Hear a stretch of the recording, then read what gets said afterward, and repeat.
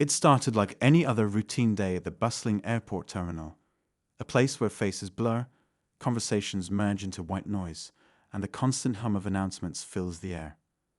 People hurried past each other, luggage in tow, chasing flights, deadlines, and dreams. Among them was Marcus, a tall, sharply dressed man with an aura of quiet confidence. He blended seamlessly into the crowd, just another passenger preparing for a journey. But what no one knew, and what even Marcus didn't anticipate, was how this ordinary trip would unravel into a story that no one on that flight would ever forget. As Marcus approached the gate, he smiled politely at the staff, handed over his boarding pass, and stepped onto the jet bridge. His demeanor was calm, almost reserved, yet his presence carried weight. A few passengers glanced at him as he made his way to his seat in first class. Marcus didn't flaunt wealth. He didn't need to. His understated style and composed attitude spoke volumes about a man who had earned his place in life. For Marcus, this wasn't just another flight. It was a trip to inspect the airline he owned, a venture he had poured his heart and soul into, ensuring it became a beacon of quality and fairness in the industry. But no one on that plane knew who he really was, and Marcus had no intention of making it known. The cabin crew busily prepared for takeoff, going through the motions of their safety checks. Among them was Rebecca, a flight attendant with years of experience, but an edge to her personality that some might call brusque.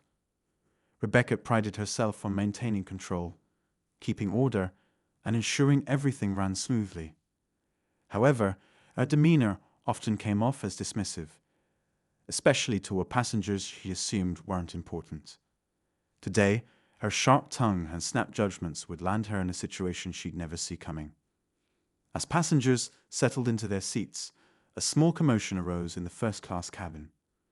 Rebecca noticed Marcus adjusting his seatbelt and immediately zeroed in on him. Her eyes narrowed. Something about him, perhaps his casual yet confident manner, or maybe her own biases, rubbed her the wrong way. Without giving it much thought, she approached him, her professional smile barely masking her irritation. "Excuse me, sir," she said curtly. "This area is for first-class passengers only." Marcus looked up, confused but polite. "I am in first class. This is my seat." Rebecca's tone sharpened. "I don't mean to be rude, but we have policies in place, and this seat might be a mistake. Can I see your boarding pass again?"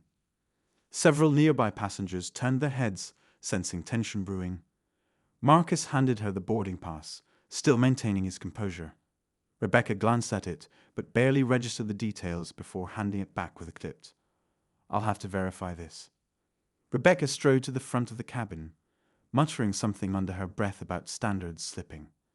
Marcus, unbothered, leaned back in his seat. He could see where this was heading, but he chose not to escalate. After all, the truth would reveal itself soon enough. Minutes later, Rebecca returned, her expression unchanged. "I'm sorry, sir, but I'll need you to move. There seems to be a mix-up. Please follow me." Marcus raised an eyebrow. "I don't think there's been a mix-up. I'd like to stay in my assigned seat." Her voice dropped, laced with impatience.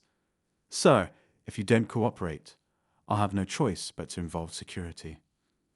A hush fell over the cabin. Passengers were now fully invested in the scene unfolding before them.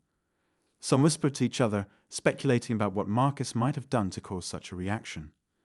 Marcus, calm as ever, gave Rebecca a measured look. "Ma'am," he said evenly, "I believe you're making a mistake. But if you insist, I'll comply. Just know this won't end the way you think it will." Rebecca barely heard his words, too focused on maintaining her perceived authority. She gestured for Marcus to stand, and as he did, she motioned for him to follow her toward the back of the plane. But before they could take another step, something unexpected happened. The pilot emerged from the cockpit, alerted by the murmurs and tension in the cabin. His eyes landed on Marcus, and recognition dawned. The pilot froze for a moment before addressing Rebecca, his tone urgent yet restrained. "Rebecca," he said, "what's going on here?" "I'm just resolving a seating issue," she replied, her tone defensive. This gentleman isn't supposed to be in first class. The pilot's jaw tightened as he glanced between Rebecca and Marcus. Then, turning to Marcus, he said with a mix of respect and unease, "Mr. Johnson, I'm so sorry about this. Is everything okay?" Rebecca's face paled. The name hit her like a freight train, but it took a moment for the realization to sink in. Marcus Johnson, the owner of the airline, the man she had just humiliated in front of an entire cabin of passengers. Marcus said nothing, letting the weight of the moment settle over the room. All eyes were on Rebecca now, her expression shifting from confusion to horror as the truth unraveled. And just as it seemed she might stammer out an apology, Marcus gave her a faint smile. "It's okay," he said, his voice steady. "I'm sure this is just a misunderstanding." But everyone in that cabin knew it was more than that. The air hung heavy with anticipation, and the question lingered. What would Marcus do next? Rebecca's face burned with embarrassment, her professional poise cracking under the weight of realization. For a moment, it felt as though the entire cabin had gone silent, the hum of the engines and the chatter of passengers fading into the background. She glanced at Marcus, who remained calm and composed, his expression unreadable. It wasn't anger or satisfaction. It was something more disarming, almost like understanding. That only made it worse. Passengers whispered amongst themselves, their curiosity turning into barely veiled judgment. Rebecca felt the weight of their stares. She tried to collect herself, smoothing her uniform and forcing a strained smile, but the damage was already done.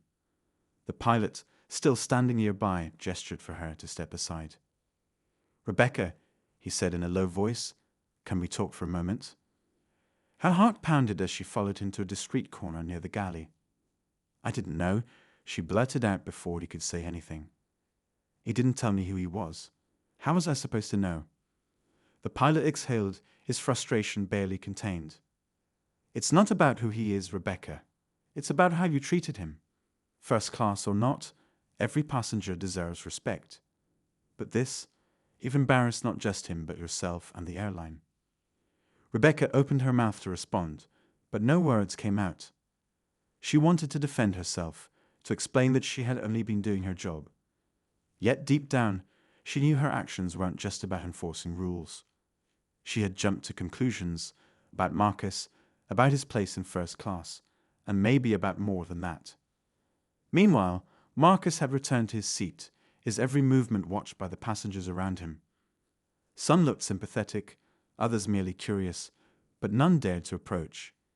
He leaned back, closing his eyes briefly, as if to block out the drama unfolding around him. But inside, Marcus's thoughts were anything but quiet. He wasn't angry, not exactly. Incidents like this weren't new to him. He had faced them before, in boardrooms, at events, and even during routine moments like this. People often underestimated him, made assumptions based on the surface. Marcus had learned to let most of it roll off his back, but there was always that lingering sting, that nagging question of whether things would ever truly change. What Rebecca didn't know, what no one on that flight knew, was how much this airline meant to Marcus. It wasn't just a business venture, it was a personal mission. Growing up, Marcus's family couldn't afford plane tickets. He remembered long bus rides across states to visit relatives, dreaming of a day when he'd soar above the clouds. As he grew older and worked his way through college, often juggling 2 or 3 jobs at a time, he promised himself he would one day build something that represented opportunity and dignity for everyone. When Marcus acquired the airline, he had a vision. Affordable luxury, inclusivity, and a culture of respect that set his company apart from the rest. He had spent years hiring the right teams, implementing policies, and even flying anonymously to observe firsthand how passengers were treated. Today's flight was supposed to be just another check-in, a way to see his vision in action. Instead, it had turned into this. Back in the galley, Rebecca struggled to regain her composure. The pilot had left her with a firm reminder to apologize to Marcus and ensure the rest of the flight went smoothly. But Rebecca couldn't shake the growing knot in her stomach. This wasn't just about an apology. It was about facing the reality of her own actions. She took a deep breath and returned to the cabin. As she approached Marcus's seat, she hesitated. His calmness unsettled her more than any outburst could have. Finally, she leaned in slightly and spoke, her voice barely above a whisper. "Mr. Johnson," she began, "I want to sincerely apologize for my behavior earlier. It was unprofessional, and I was wrong to make assumptions. Please accept my apology." Marcus opened his eyes and looked at her, his expression softening slightly. He nodded but didn't say much, letting her words hang in the air. Rebecca straightened up, unsure if his silence was forgiveness or something else entirely. Either way, she couldn't dwell on it. She still had a job to do. As the flight continued, the tension in the cabin began to ease. Passengers shifted their attention back to their own conversations, meals, or movies. But for Rebecca, every step she took down the aisle felt heavier than the last. She caught glimpses of Marcus here and there, reading a book, looking out the window. But he never once looked back at her. It was almost worse than if he had. Meanwhile, Marcus replayed the incident in his mind, not out of anger but reflection. He thought about the culture he had worked so hard to build and wondered how many other moments like this went unnoticed. How many passengers had been dismissed or disrespected simply because someone assumed they didn't belong? And more importantly, what could he do to ensure it didn't happen again? The flight neared its destination, and the usual flurry of activity began. Passengers retrieved their bags from the overhead compartments, exchanged pleasantries, and prepared to disembark. Marcus waited patiently, letting others go ahead. As he stood to leave, Rebecca approached him one last time, her expression a mix of regret and determination. "Thank you for your understanding," she said quietly. "I hope you'll give us another chance to make things right." Marcus gave her a small smile, one that didn't quite reach his eyes. "Every day is a chance to do better," he replied simply before walking toward the exit. As he stepped off the plane and into the terminal, Marcus felt the weight of the day settle on his shoulders. He didn't need to say much to Rebecca or anyone else. Actions, he believed, spoke louder than words. But as he walked away, he made a silent promise to himself. This wouldn't just be another incident to brush off. It would be a moment of reckoning, a chance to revisit everything his airline stood for and ensure that no one else would ever feel out of place on his planes. Rebecca, left behind in the cabin, stood frozen for a moment. She watched as Marcus disappeared into the crowd, her mind racing with questions. Who was he, really? And why did she feel like she had just learned something about herself that she couldn't unlearn? She didn't have answers yet, but she knew this. Today's flight wasn't just another day at work. It was a wake-up call, one she wouldn't soon forget. As Marcus walked through the terminal, the familiar rhythm of the airport surrounded him. Luggage wheels clattering against tile floors, announcements echoing overhead, the chatter of travelers rushing to their next destination. But his mind was elsewhere. The encounter on the plane replayed itself in his thoughts, not because it was particularly shocking. Marcus had long grown used to moments like these, but because it reminded him of how much work still needed to be done. He had spent years crafting a vision for this airline, yet moments like today made him question whether it was truly being realized. A short distance away, Rebecca lingered near the crew's exit, her shift officially over, but her thoughts far from resolved. She couldn't shake the look in Marcus's eyes when he accepted her apology, a look that wasn't angry, but carried a depth she couldn't quite place. It unnerved her, made her feel exposed in a way she hadn't expected.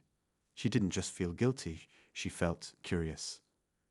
Who was Marcus Johnson, really? And how had she let herself fall into such a blatant mistake? Rebecca wasn't the only one reflecting on the day's events. Among the passengers who had witnessed the interaction, stories had already started spreading. In the waiting area, a young man scrolling on his phone typed out a post recounting the scene and speculating about the mysterious man in first class. A woman nearby, who had overheard the pilot address Marcus as Mr. Johnson, pieced together his identity and whispered it to her husband. By the time Marcus reached the curb to hail a car, fragments of the story were already circulating online, though none of them captured the full picture. At his hotel later that evening, Marcus sat by the window, staring out at the city skyline. He had been in meetings all week, negotiating contracts and discussing expansion plans for the airline. But now, he felt a pull to focus on something more fundamental. His phone buzzed with messages, some from colleagues, others from friends who had caught wind of the incident on social media. A few even sent him links to posts speculating about what had happened. Marcus sighed, placing his phone face down on the table. He wasn't interested in feeding the noise. What mattered now was figuring out how to address the deeper issues this situation had revealed. The next morning, Rebecca woke with a knot in her stomach. She couldn't let go of the feeling that she had crossed a line, not just with Marcus, but with her own principles. She prided herself on professionalism, on being in control.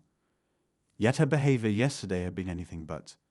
The idea of Marcus Johnson, the owner of the airline, sitting quietly in his seat while she made assumptions about him haunted her. She needed to do something about it, but what? An apology had already been given, yet it felt hollow. Words alone couldn't undo what had been done. Across the city, Marcus arrived at the airline's headquarters for an unscheduled visit.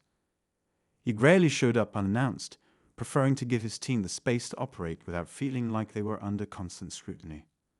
But today was different. As he walked through the building, greeting employees and observing their interactions, he paid close attention to the details. How receptionists greeted visitors, how team leaders spoke to their staff, even how janitorial workers were acknowledged, or not. Every interaction painted a picture, and Marcus wanted to see if it matched the vision he had set forth. Later, during an impromptu meeting with the human resources team, Marcus brought up an idea that had been brewing in his mind since the flight. "We need to revisit our training programs," he said, his tone calm but firm. "Not just for customer service, but for every level of this company. Respect and empathy aren't just nice-to-have values. They're the foundation of what we do. And if we're falling short, it's on all of us to fix it." The HR director, a sharp woman named Dana, nodded thoughtfully.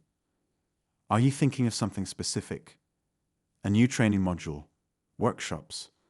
"I'm thinking bigger than that," Marcus replied. "We need a cultural shift, something that goes beyond checking boxes on a training checklist. People need to feel it, not just hear about it." Back at the crew lounge, Rebecca sat with her colleague Sarah, venting about the incident. "I just don't get it," she said, shaking her head. "I've worked here for years, and I've always thought I was fair. But yesterday, I didn't know what came over me." Sarah, ever the pragmatist, sipped her coffee and raised an eyebrow. "Maybe you weren't as fair as you thought," she said bluntly. "We all have blind spots, Rebecca. Maybe this is yours." Rebecca frowned but didn't argue. Sarah's words stung because they felt true. She thought back to the moments leading up to her confrontation with Marcus. The quick judgment, the assumptions she made without even realizing it. It wasn't just about Marcus being the owner of the airline. It was about something deeper, something uncomfortable she now had to face. As the day unfolded, the ripple effects of the incident continued. Marcus's team worked behind the scenes to manage the growing online chatter, ensuring that the story didn't spiral into something damaging for the airline's reputation. But Marcus wasn't concerned about the PR fallout. What mattered to him was using this moment as a catalyst for change, both within the company and beyond it. By the time the sun set, Rebecca found herself writing a letter, not to Marcus, but to herself. She wrote about what had happened, how she felt, and what she wanted to do moving forward. It was an exercise in self-reflection, something she hadn't done in years. And though she wasn't sure if it would lead to anything concrete, it felt like a start. Miles away, Marcus sat in another meeting, this time with his leadership team. He outlined his vision for the next phase of the airline, emphasizing the need for accountability at every level. "This isn't just about fixing a single incident," he said. "It's about making sure we don't lose sight of who we are and what we stand for." The room was silent as his words sank in. For Marcus, this wasn't just a business decision. It was personal. And as the night stretched on, both he and Rebecca found themselves grappling with the same question. How do you turn a moment of failure into an opportunity for growth? Neither of them had the answer yet, but they were determined to find it. The following days brought a whirlwind of activity, both in the air and on the ground. News of the incident with Marcus had reached more ears than anyone expected. Within the airline, whispers spread among staff, each retelling more dramatic than the last. Flight crews speculated about what it meant for the company, while corporate employees quietly wondered if Marcus would make sweeping changes. The tension was palpable, as though everyone was waiting for a storm to break. Rebecca found herself at the center of a growing storm she hadn't asked for. While the passengers on that flight had largely moved on, the staff and crew had not. She became a subject of scrutiny, not just for what she had done, but for what it represented. Some defended her, saying it was a simple mistake anyone could make under pressure. Others weren't as kind, pointing out that her actions revealed biases that had no place in their profession. Rebecca tried to block out the noise, focusing instead on her work. But no matter how hard she tried, she couldn't escape the nagging feeling that she had more to do, more to confront. At headquarters, Marcus was working tirelessly, though few could tell just how much the incident had affected him personally. His usual calm and collected demeanor remained, but behind the scenes, he was pushing harder than ever to address the cracks in the airline's culture. He held late-night meetings with department heads, reviewing customer feedback and employee surveys, searching for patterns that might reveal deeper issues. What he found both validated his concerns and frustrated him further. Instances of subtle biases, moments of thoughtlessness, and lapses in judgment weren't isolated. They were threads woven into a much larger fabric. One evening, Marcus found himself reviewing a training video created for new hires. It emphasized the airline's commitment to inclusivity and respect, yet something about it felt hollow. The words were right, but the delivery felt detached, robotic even. It was the kind of thing people watched, nodded along to, and promptly forgot. He leaned back in his chair, rubbing his temples as frustration bubbled to the surface. This wasn't what he had envisioned. Meanwhile, Rebecca was about to face an unexpected challenge of her own. She had been called in for a meeting with Dana from HR, a conversation that she had both dreaded and anticipated. When she arrived, she found Dana waiting with a neutral but firm expression, a laptop open on the desk between them. "Rebecca," Dana began, "thank you for coming. I wanted to have a conversation about the incident on your recent flight. Not as a reprimand, but as a learning opportunity for both of us." Rebecca nodded, her palms sweating as she gripped the arms of her chair. "I understand," she said, though her voice wavered slightly. Dana clicked on a video file, and Rebecca's stomach dropped as she realized what it was: footage from the flight. The airline's internal cameras had captured everything: the interaction with Marcus, her tone, her body language. Watching herself from an outside perspective was jarring. She hadn't realized how sharp her voice had sounded, how dismissive her movements appeared. "I'll be honest," Dana said after pausing the video. "What happened here isn't just about a misunderstanding. It's about the assumptions we make, often without realizing it. And those assumptions can affect how we treat people." Rebecca swallowed hard, her throat dry. "I didn't mean," she started, but Dana held up a hand. "I know you didn't mean to," Dana said gently, "but intent doesn't erase impact. The question now is, what are you going to do about it?" That question lingered with Rebecca long after the meeting ended. She spent the next few days in deep thought, replaying the interaction in her mind and trying to piece together a way forward. It wasn't just about her anymore. It was about the kind of person she wanted to be and the example she wanted to set. For Marcus, the tipping point came during a leadership retreat he had scheduled months ago, but now felt more urgent than ever. Standing before his executive team, he shared the story of the flight. Not to assign blame, but to illustrate a larger point. "This isn't about one flight," he said, his voice steady but firm. "It's about the values we claim to uphold versus the ones we actually live. If we say we're committed to respect and inclusivity, then every single person on our team needs to embody that, not just in their words, but in their actions. And if we fall short, we have to take responsibility and make it right." The room was silent, each person absorbing his words. Marcus knew he was asking for more than just policy changes. He was asking for self-reflection, accountability, and a willingness to confront uncomfortable truths. It was a tall order, but he believed it was the only way forward. As Marcus wrapped up his speech, a message arrived on his phone. It was from Rebecca. She had asked for a meeting, a one-on-one conversation to address what had happened. Marcus read the message carefully, sensing the vulnerability behind her words. He hesitated for a moment before replying. Let's talk. The stage was set for a conversation that neither of them fully knew how to navigate. For Marcus, it was an opportunity to see whether his vision could reach even the most reluctant corners of the airline. For Rebecca, it was a chance to face her mistakes head-on and begin the hard work of rebuilding trust, not just with Marcus but with herself. As the day of their meeting approached, both of them prepared in their own ways.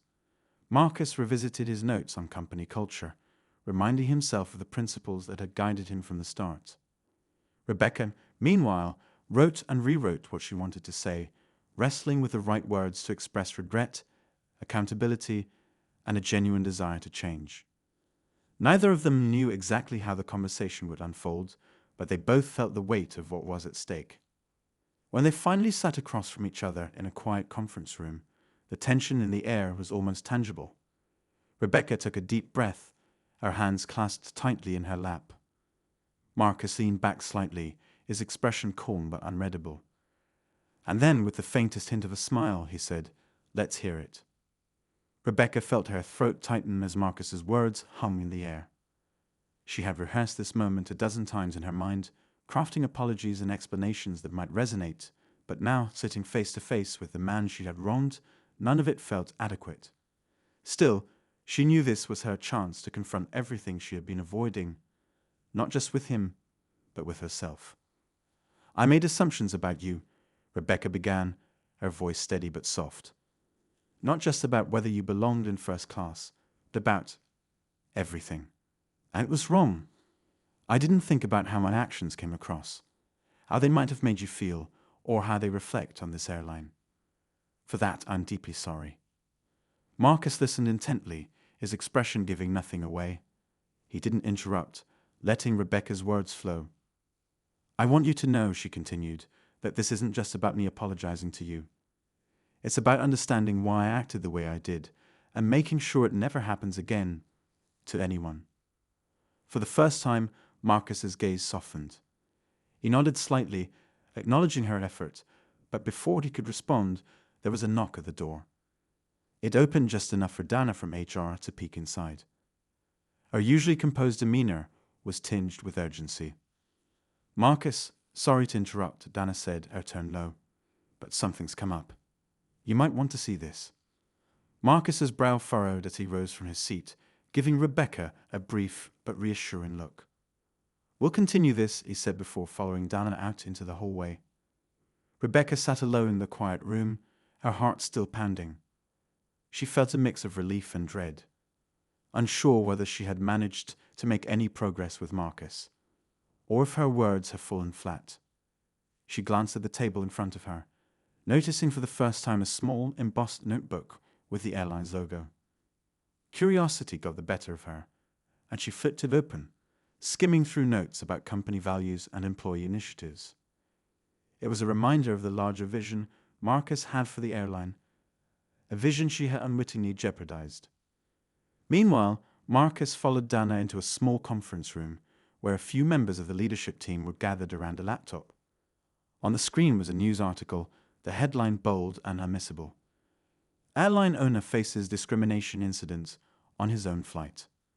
Marcus's jaw tightened as he scanned the piece. It was clear someone on the flight had leaked the story, and now it was spreading fast. "This just went live an hour ago," Dana explained. "We've been monitoring social media, and it's already gaining traction. People are debating whether this reflects a systemic issue within the airline." Marcus took a deep breath, leaning on the table for support. He had anticipated some fallout from the incident, but hadn't expected it to escalate this quickly, or publicly. The article didn't name Rebecca directly, but it described the interaction in detail, painting a vivid picture of the tension on the flight. Worse, The comments section was a battlefield, with some users calling for accountability and others rushing to defend the airline. "We need to get ahead of this," one of the executives said, his voice tight with anxiety. A public statement, a press release, something to show we were addressing the situation. But Marcus shook his head. "I'm not interested in damage control," he said firmly. "This isn't about protecting our image. It's about fixing what's broken." Back in the quiet room, Rebecca's phone buzzed incessantly. She hesitated before picking it up, dreading what she might find. Sure enough, messages from colleagues, friends, and even strangers filled her notifications. The story had reached far beyond the confines of the airline, and though her name wasn't mentioned, she knew it was only a matter of time before someone connected the dots. Feeling the weight of it all, Rebecca stood and began pacing. Her earlier conversation with Marcus now felt like the smallest part of a much larger storm.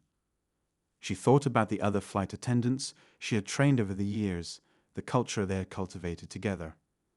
Were they all unknowingly part of the problem? Had she been setting an example that reinforced the very behaviors she now regretted? Outside the room, Marcus was already devising a plan. He called for an emergency meeting with the PR team, but not to craft a polished statement. Instead, he wanted to address the incident head-on, directly, openly, and with full accountability. "Transparency is key," Marcus said, his voice firm but calm. "We're not going to hide behind corporate jargon. This is a moment to show what kind of company we really are. If we don't own up to our mistakes, we don't deserve the trust of our passengers." Dana nodded in agreement. "But how far are you willing to go?" she asked. "Acknowledging the incident is one thing. Making systemic changes is another." "Then we make the changes," Marcus replied without hesitation. "Whatever it takes." By the time Marcus returned to the room where Rebecca was waiting, the energy had shifted. He sat down across from her, the weight of the unfolding situation visible in his posture. "There's more to this than just us," Marcus said, his tone measured. "The story is out. People are talking, and they're not wrong to expect answers." Rebecca's face paled. "I didn't mean for any of this to happen," she said softly. "But I know that doesn't change what I did." "It's not about what you meant," Marcus said, leaning forward slightly. "It's about what we do next. This isn't just about you or me. It's about the culture we've allowed to take root. And now we have a chance to change it. But it's not going to be easy." Rebecca nodded, feeling the weight of his words. For the first time, she realized that this wasn't just about redeeming herself in Marcus's eyes. It was about becoming part of a larger effort to confront the uncomfortable truths she had ignored for too long. Outside the conference room, the airline's headquarters buzzed with activity as teams scrambled to respond to the escalating situation. The tension was building, and everyone knew that the decisions made in the next 24 hours would shape the future, not just for the airline, but for the people at the heart of the story. Marcus sat quietly, his fingers steepled in thought as the tension in the room thickened. The decision he was about to make wasn't just about addressing a single incident. It was about the future of the airline and the values he wanted it to represent. Rebecca watched him carefully, unsure of what to expect, but sensing the weight of the moment. She had spent days reflecting, apologizing, and planning her next steps. But now it was clear that Marcus had something larger in mind. "I've decided," Marcus finally said, breaking the silence. His voice was calm but carried a gravity that made Rebecca's heart race. "We're going to address this publicly, not with a polished PR statement, but with complete transparency. And I want you to be part of it." Rebecca blinked, her stomach tightening with a mix of fear and disbelief. "Me?" she asked, her voice barely above a whisper. "Yes," Marcus said firmly. "This isn't just about me as the owner or you as the flight attendant. This is about showing people that we're willing to learn, to grow, and to confront our mistakes together. If we're going to ask others to reflect and change, we need to lead by example." The words hit Rebecca like a jolt. She hadn't anticipated this. A chance to not only own up to her actions, but to actively participate in making things right. It was terrifying, but also strangely empowering. After a moment, she nodded, her voice steadier now. "I'm in." That evening, a live-streamed press conference was announced. Employees, passengers, and media outlets tuned in with curiosity and skepticism, wondering how the airline would address the controversy that had gripped the public's attention. Marcus stood at the podium, flanked by Rebecca and Dana. The room was filled with reporters, their cameras trained on the trio as a hush fell over the crowd. Marcus began by recounting the incident, sparing no details. He described the interaction on the flight, the assumptions that had been made, and the broader implications it carried. "This moment has forced us to look in the mirror," he said, his tone earnest. "And what we see is a company that has room to grow, not just in how we operate, but in how we treat one another." Then, to everyone's surprise, Marcus stepped aside and invited Rebecca to speak. She approached the podium hesitantly, the bright lights and murmuring crowd making her palms sweat. Taking a deep breath, she began. "What happened on that flight wasn't just a mistake," Rebecca said, her voice clear despite her nerves. "It was a reflection of biases I didn't even realize I had. And that's on me. But it's also on all of us to create a culture where those biases are challenged, not ignored." As she spoke, the room seemed to hold its breath. Rebecca shared her journey of self-reflection, the uncomfortable truths she had confronted, and her commitment to doing better, not just as an employee, but as a person. By the time she finished, the tension in the room had shifted. What had started as a public reckoning was turning into something more. A moment of vulnerability and accountability that resonated deeply. But just as the press conference seemed to reach its conclusion, a reporter in the back raised his hand and asked a question that caught everyone off guard. "Mr. Johnson," he said, addressing Marcus, "there are rumors that you were traveling anonymously on that flight to investigate concerns about the airline's culture. Is that true?" The room erupted into whispers as all eyes turned to Marcus. He paused, considering his response carefully. "I wasn't investigating," he said, finally, his tone measured. "But I was observing. As the owner, it's my responsibility to understand what's happening at every level of this company, not from reports, but from real experiences. What I witnessed that day wasn't unique, and that's exactly why we're here now. Because change doesn't come from the top down. It comes from every single one of us." The reporter nodded, seemingly satisfied, but the revelation sent ripples through the audience. Marcus's presence on the flight had been more intentional than anyone realized, adding a layer of complexity to the story that no one had anticipated. By the time the press conference ended, the response was overwhelmingly positive. Viewers praised the airline's honesty and commitment to growth, while others reflected on their own experiences and biases. For Marcus, the event marked a turning point, not just for the company, but for himself. He had always believed in leading with integrity, but now he saw the power of leading with vulnerability as well. Rebecca, too, left the conference changed. For the first time in years, she felt a sense of clarity, not because everything was resolved, but because she had taken the first steps toward making things right. As she walked out of the building, she glanced at Marcus, who gave her a small, approving nod. It wasn't the ending either of them had expected, but it was exactly what they needed. A chance to turn a moment of failure into a foundation for something greater. And as the night settled over the city, both of them knew that this was just the beginning of a much larger journey. As the press conference concluded, the tension that had hung over the airline for days began to lift. Marcus watched as reporters packed up their equipment and the room emptied, the hum of murmured conversations fading into the background. He felt a strange mix of exhaustion and relief, knowing they had taken an important first step, but that the real work was just beginning. Rebecca lingered nearby, her expression thoughtful. For the first time in days, her shoulders seemed to relax, as if a weight she had been carrying was finally easing. Outside, the reaction was swift. Social media buzzed with posts and comments, most of them applauding the airline's handling of the incident. Many praised Marcus for his transparency and leadership, while others shared stories of their own experiences, good and bad, with the airline. Rebecca's courage to stand up and own her mistakes also didn't go unnoticed. "It takes guts to admit when you're wrong," one commenter wrote, their words echoing the sentiment of thousands of others. Yet there were critics too, people who questioned whether the airline's promises would result in real change, or if this was just another example of damage control. The next morning, Marcus called a meeting with his leadership team to discuss the way forward. The atmosphere in the room was markedly different from the one he had walked into just days earlier. There was a sense of urgency, but also a shared understanding that they had a rare opportunity to reshape their culture in a meaningful way. Marcus began by laying out a plan. New training programs focus on empathy and unconscious bias, a review of existing policies, and the creation of an internal task force to ensure accountability. This isn't going to be a one-time effort, Marcus said, his tone resolute. This is about creating lasting change, and it's not just my responsibility, it's all of ours. Rebecca was invited to be part of the task force, a decision that surprised her at first but quickly made sense. She knew better than anyone how easily biases could creep into everyday interactions, and she was determined to use her experience to help others recognize and challenge their own. It wasn't an easy decision.